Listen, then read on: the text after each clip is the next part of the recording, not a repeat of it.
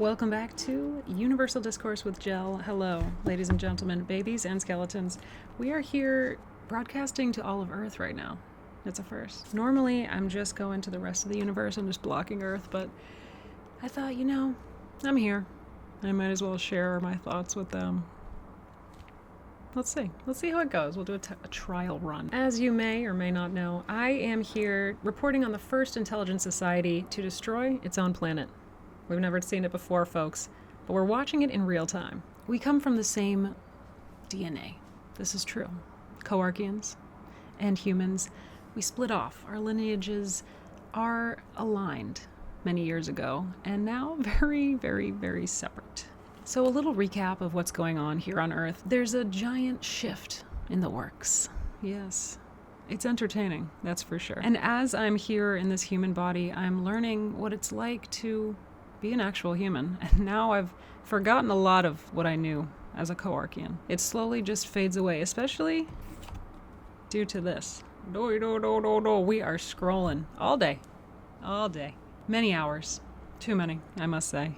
It's out of control. Truly. So here I am, learning about their culture through this rectangle of radiation and addiction. Most of their efforts have gone into making these applications, as they call them, so incredibly addicting.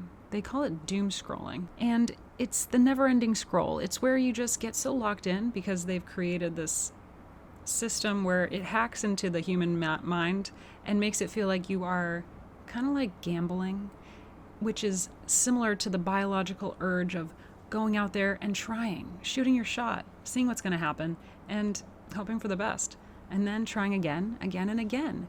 And so that's why there's this urge to keep scrolling, because it's like, oh, I checked my trap and there was no rabbit in it. I'm going to go keep checking, because we have this urge to stay alive. The billionaires, the scientists who are working on these applications really understand how to tap into that. And they've been doing a very good job. So it's very hard to reclaim your time, but that's what we're going to try to do, because if I can't do it, there's no hope for anyone. I'm going to share my screen time. One thing that's really helped is I will automatically open TikTok, Instagram, Twitter, as it used to be called, which was a much better name, X. Strange. And instead of going on and ignoring that voice in the back of my head that's saying, hey, I'm not breathing. Instead, I take in a few posts and then put it down. And then I think to myself, what did I just learn? And if I can't remember anything, which happens often, then I say to myself, okay, well, that's enough. That's enough brain rot for now. And then 5 seconds later, I pick it back up.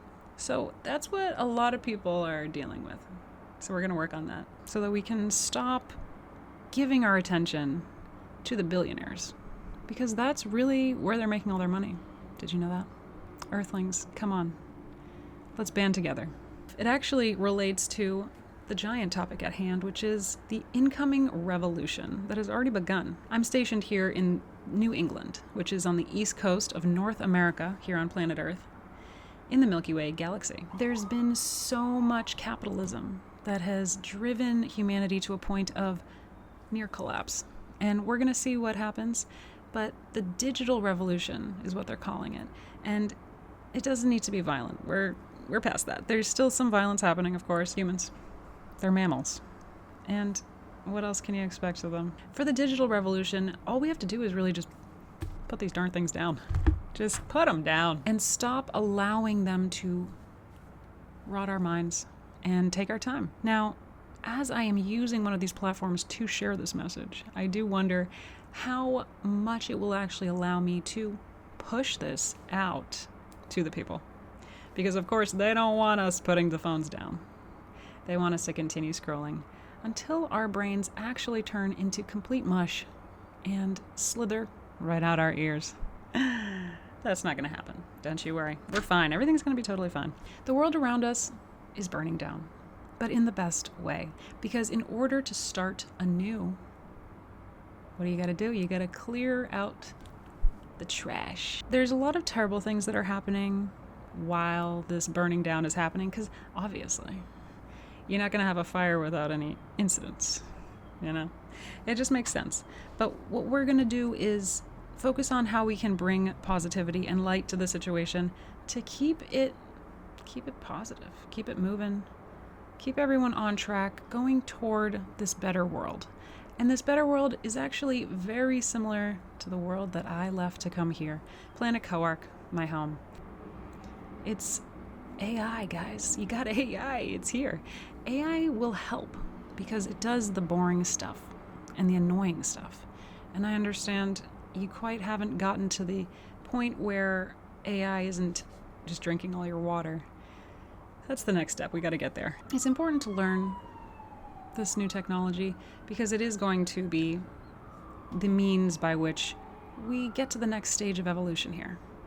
Because in order for everyone to have equality and have a peaceful life, we gotta burden someone else with all the work.